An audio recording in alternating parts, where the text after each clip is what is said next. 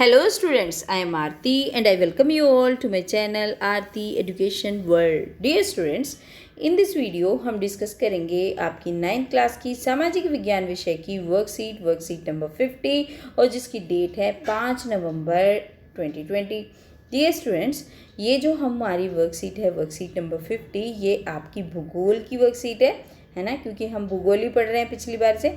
और इसमें हम पार्ट 2 पर पढ़ रहे हैं भारत का भौतिक स्वरूप, है ना, उसकी जो फिजिकल अपीयरेंस है वो क्या है, कैसे कैसे क्या क्या चीज़ें हैं भारत के भौतिक स्वरूप में, तो वो हम देख रहे हैं. और आज हम इस वर्कशीट के अंतर्गत देख रहे हैं समुद्र तटीय मैदान. जो समुद्र तटीय मैदान है, तटीय मैदानों की कुल लंबाई की अगर हम बात करें तो वो है 6100 किलोमीटर. ठीक है, यह मैदान प्रायद्वीपीय पठार और सागरीय क्षेत्रों के बीच स्थित होते हैं. जो तटीय मैदान है कहाँ पे हो कहते हैं, प्रायद्वीपीय पठार और सागरीय विशेषताओं के आधार पर इसे पश्चिमी और पूर्वी तटीय मैदानों में विभाजित कर दिया है. क्योंकि दोनों की अलग अलग विशेषताएं हैं तो इसी वजह से इन दोनों को क्या करा है, दोनों को अलग अलग भागों में विभाजित कर दिया है. दो ही समुद्र तटीय मैदान है भारत में, पश्चिमी तटीय मैदान और पूर्वी तटीय मैदान. तो ये भी याद रखना है आपको, ये भी क्वेश्चन आ जाता है. पूर्वी तटीय मैदान के उत्तरी भाग को उत्तरी सरकार कहते हैं, है ना. अगर ये क्वेश्चन आ जाता है पूर्वी तट के मैदान के उत्तरी भाग को क्या कहते हैं, तो पूर्वी तट के उत्तरी भाग को कहते हैं उत्तरी सरकार. और अगर दक्षिणी भाग को पूछ लिया जाता है तो उसको बोलते हैं हम कोरोमंडल तट. ठीक है. ओडिशा में महानदी डेल्टा के दक्षिण में चिल्का झील है, ये तो आपको पता ही होगा. ओडिशा में सबसे बड़ी खारे पानी की झील है चिल्का लेक, है ना, चिल्का झील, क्यों, जो कि भारत की सबसे बड़ी खारे पानी की झील है ना. इस तट की चौड़ाई है 80 से 100 किलोमीटर. कितनी है, 80 से 100 किलोमीटर. जो ये तट है आपका जो चिल्का लेक पे है, ये क्या है, 80 से 100 किलोमीटर का है. और इसके 3 मुख्य कारण है. इसकी इन सब चीज़ों, इन विशेषताओं के क्या कारण है, सभी पठारी नदियां भूभार्विक झुकाव के कारण पश्चिमी घाट पर्वत से निकलकर पूर्वी घाट तक आती हैं. जो पठारी नदियां हैं वो क्या करती हैं, क्योंकि झुका हुआ है. जैसे देखो बच्चों, अगर यहाँ पे हम पानी छोड़ेंगे और यहाँ पे थोड़ा सा झुका हुआ है, आपके घर में देख लीजिए, जिधर ढलान है पानी उधर को ही जाता है. तो इसी वजह से जो नदियाँ भी हैं कैसे होती हैं, पश्चिमी घाट पर्वत से निकलकर पूर्वी तट तक आती हैं, क्योंकि पूर्वी तट थोड़ा सा कम है ना, नीचा है. इससे वृत्त क्षेत्र में मलबे का निक्षेप हुआ है, इससे मलबा निकलता है और यही निक्षेप डेल्टाई मैदान का निर्माण करता है. ये तो आपको पता ही है, जो नदियां हैं अपने साथ मलबा लाती है और उससे डेल्टा बनाती है ना, तो डेल्टाई मैदान बनता है. पूर्वी घाट के पर्वत के अपर्दन के कारण तटवर्ती मैदान का वृहद आंतरिक फैला हुआ है. क्योंकि पूर्वी घाट के जो पर्वत है उनका अपर्दन होता रहता है. अपर्दन मतलब जो उसमें टूट फूट होती है, उससे तटवर्ती मैदान क्या है, उसका जो अंदर का एरिया है वो बढ़ गया है. ठीक है. कई भूभार्विक प्रमाणों के अनुसार तमिलनाडु और उड़ीसा के तटीय क्षेत्रों का उत्थान हुआ है. और कई ऐसे जो प्रमाण हुए हैं, भूभार्विक परिणाम है, उनकी वजह से जो तमिलनाडु है और उड़ीसा है उनके तटीय क्षेत्र मतलब बढ़ गए हैं ज़्यादा. और इसी उत्थान प्रक्रिया के कारण चिल्का और पुलकित झीलों का निर्माण हुआ है ना. इसी की वजह से ये जो झीलें हैं, चिल्का और पुलकित, ये झील बन गई हैं. ठीक है. पश्चिमी तटीय मैदान पश्चिमी घाट और अरब सागर के बीच स्थित है और संकरा है ना. आप ये तो जानते ही हो बच्चों. अगर हम भारत को मैप के अकॉर्डिंग देखें, मान लो ये भारत का नीचे का हिस्सा है ना, ऊपर का मैंने नहीं बनाया, तो ये नीचे का हिस्सा है. तो आप ये जानते हो इधर आपकी बंगाल की खाड़ी है और इधर आपका अरेबियन सी यानी कि अरब सागर है. हाँ, तो उसी के हिसाब से बता रहे हैं. इसके 3 भाग हैं. 3 भाग कौन कौन से हैं, एक है मुंबई और गोवा, कोंकण कहते हैं जिसको. मध्य में, बीच में है कन्नड़ के मैदान और दक्षिण भाग में मालाबार तट है. ठीक है. अगर ये आ गया कि जो पश्चिमी तटीय मैदान है उसके कितने भाग हैं, तो आप बता दोगे 3 है, कोंकण और मध्य में कन्नड़ और दक्षिणी भाग में मालाबार. ये सर्वाधिक चौड़ा, सबसे अधिक चौड़ा कहाँ पे है, ये गुजरात में नर्मदा और तापी के मैदानी भागों में ये सबसे ज़्यादा चौड़ा है.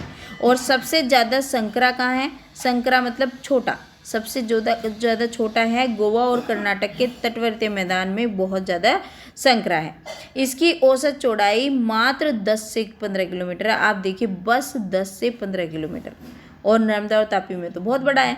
ज़्यादातर जल प्रवाहों के मुहानों पर निक्षेप होता है, इसलिए तटों के किनारों पर नदमुख, लगून, समुद्री पुलिन तथा बालू रोधिका जैसी स्थलाकृति बन जाती है. ये डिफरेंट टाइप की आकृति हैं. कि जो इन निक्षेपों की वजह से बन जाती हैं वहाँ पे, है ना।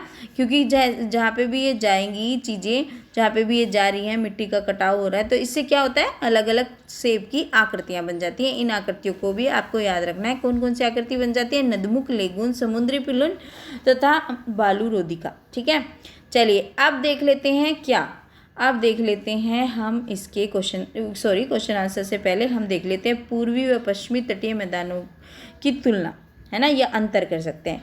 तो पूर्वी तटीय मैदानों में डेल्टा है, यहाँ ज्वार नदमुख है, इसका अधिकांश भाग निक्षेप से बना है, अधिकांश भाग का अपरदन हुआ है ना। यहाँ चिकनी मिट्टी के कारण चावल अधिक होता है, यहाँ रबड़ और नारियल ज़्यादा पैदा होते हैं। देखिए फसलों का भी है ना अंतर है, सब चीज़ का। तो यहाँ पे क्या है, आपको इस तरीके से याद रखना है। कई सारे पॉइंट हैं। यहाँ शीतकालीन और ग्रीष्म दोनों मानसूनों में वर्षा होती है ना, गर्मी हो सर्दी हो दोनों में बारिश होती है। यहाँ पे बारिश ज़्यादा होती है।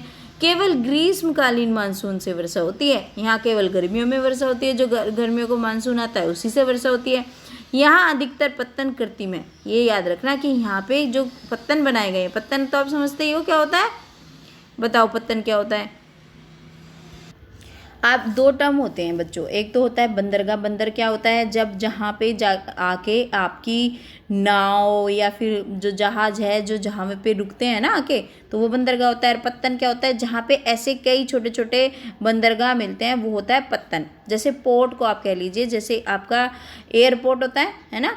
और ऐसे ही ये क्या होता है, ये होता है जहाँ पे आपके जो पानी के जहाज वगैरह खड़े होते हैं वो है। तो यहाँ पे कृत्रिम है, मतलब जो बनाए जाते हैं, मतलब तो यहाँ पे बनाए हुए हैं जिससे वो वहाँ पे आके रुक सकें। और यहाँ पे क्या है, ये प्राकृतिक है, वहाँ पे है जगह। ठीक है, जन घनत्व यहाँ पे बहुत ज़्यादा है। जो पूर्वी तटीय मैदान है यहाँ पे लोग ज़्यादा रहते हैं, जबकि जो आपका पश्चिमी घाट है तो यहाँ पे क्या है, यहाँ जन घनत्व कम है। कम ढलान के कारण नदियों का प्रवाह धीमा है, क्योंकि यहाँ पे ज़्यादा ढलान नहीं है तो नदियाँ धीरे चलेंगी। भाई ढलान होगा तो बहुत तेज़ी से चलेंगी, लेकिन अगर ढलान नहीं होगा तो कैसे चलेगी, अधिक ढलान के कारण नदियों का प्रवाह बहुत तेज़ है। यहाँ पे यह कम कटाफटा है, मतलब ये ज़्यादा कटाफटा नहीं है, ये अधिक काटा फटा है। ठीक है, तो ये इसके प्रमुख अंतर थे। चलिए अब देख लेते हैं इसके प्रश्न उत्तर जो दिए गए हैं वर्कशीट में। पहला प्रश्न दिया गया है, भारतीय सीमा में आने वाले समुद्र तटीय मैदानों के नाम बताइए। तो भारतीय सीमा में आने वाले पूर्वी तटीय मैदान और पश्चिमी तटीय मैदान दो प्रमुख समुद्री तटीय मैदान है ना। तो दो ही तो हैं, तो आप इन दोनों का नाम लिख दीजिए, बस हो गया आपके प्रश्न का उत्तर। अब देख लेते हैं दूसरा प्रश्न क्या है, पूर्वी तटीय मैदानों पर अधिकतर पत्तन कृत्रिम क्यों है।